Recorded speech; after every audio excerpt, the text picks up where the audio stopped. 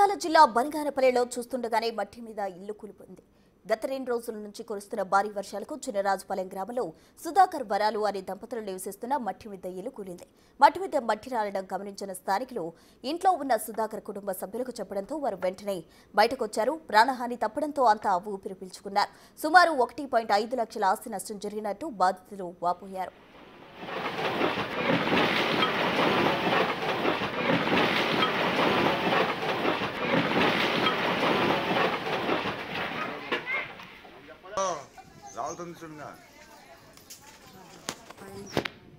అదే తీయడది పడుతుంది ఇంకా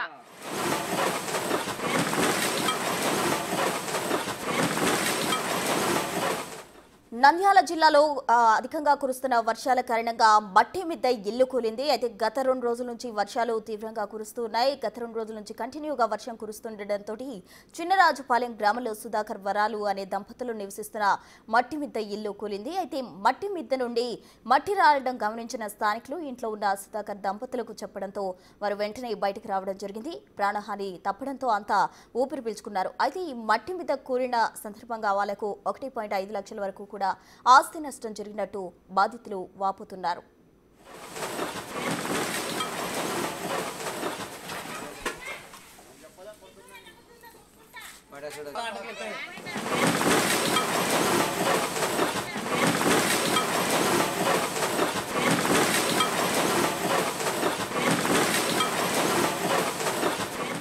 అందుకు సంబంధించిన విజువల్స్ కూడా మనం బిగ్ టీవీ స్క్రీన్ పై చూస్తూ ఉన్నాం. మట్టి మీద ఒక్కసారిగా కూలిపోయింది.